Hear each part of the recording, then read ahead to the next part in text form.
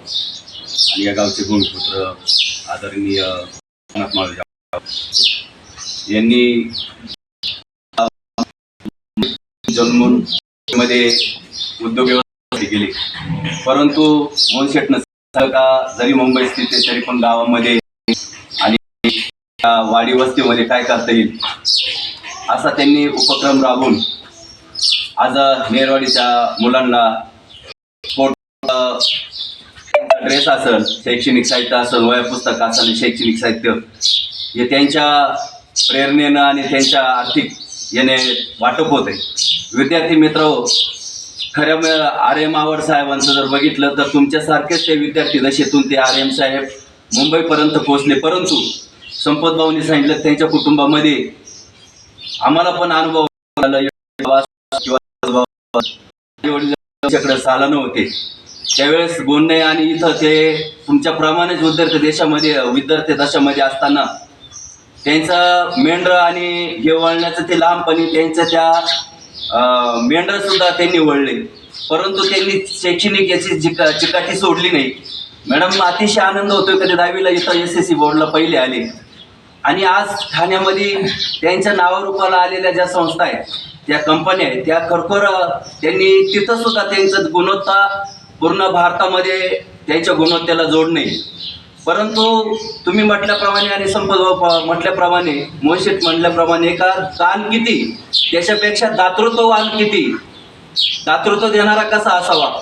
शैक्षणिक याच्यामध्ये त्यांनी मंदिरं आणि याच्यामध्ये त्यांनी मंदिराची पावती फाडत नाही मॅडम, परंतु त्यांनी गावामध्ये ज्येष्ठ नागरिकांनी सांगितलं त्यांच्या मुलीच्या नावानं डॉक्टर आदिती रघुनाथ आव्हाड शैक्षणिक संकुल उभं करताना त्यांचे मित्र शिवराम आव्हाड यांनी फक्त तिकडं मुंबईला होते, त्यांना माहिती सुद्धा नव्हतं, परंतु त्यांच्या मित्रांनी फोन केला का आर्यन काही करता येईल का.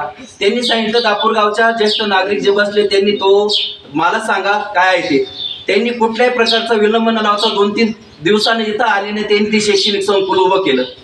आताच एक 2-4 महिन्यापूर्वी तसंच एक प्रचिती दापूर गावाला पण घडली का देणारा किती दानशूर असतो.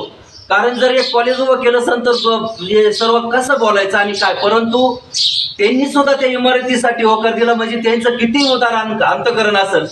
आणि दुसरी गोष्ट ते जेव्हा इथं आले त्यांचं आता ते कार्यक्रम झाला, ते शैक्षणिक संकुल उभं होते आणि मग त्याच्यानंतर सुद्धा शैक्षणिक याच्यामध्ये नेरवाडीची शाळा मी त्या मातीसुद्धा लाभलोय, तिथं काय करावं लागेल काय नाही, आता प्राथमिक स्टेज तिथं काय पाहिजे. तर मग संदीपनं त्याच्या संपत भाऊच्या कानावर घेतलं, संपत भाऊ वगैरे संदीप त्यांचे ते केलं. अरे येड्या, माझे पोरं मी तिथं त्यांच्या विद्यार्थी अवस्थेमध्ये शिकताना मला तिथं काय पाहिजे सांग, काय नाही त्यांना स्पोर्ट्स ड्रेस पाहिजे वगैरे वगैरे. त्यांनी एका मिनिटामध्ये त्यांना होकार दिला आणि त्यांनी लगेच त्यांचं शैक्षणिक साहित्य तुमच्या माध्यमातून उपलब्ध केलं.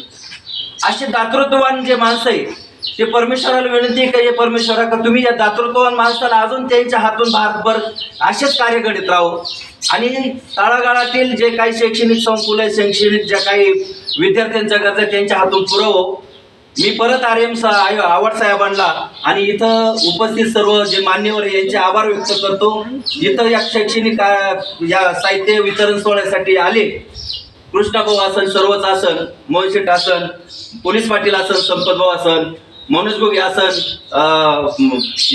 अमोल असन, किरण असन, त्याच्यानंतर संदीप बागव असन, हे सर्व आपण या शैक्षणिक याच्यामध्ये आपण इथं उपस्थित झाला आणि या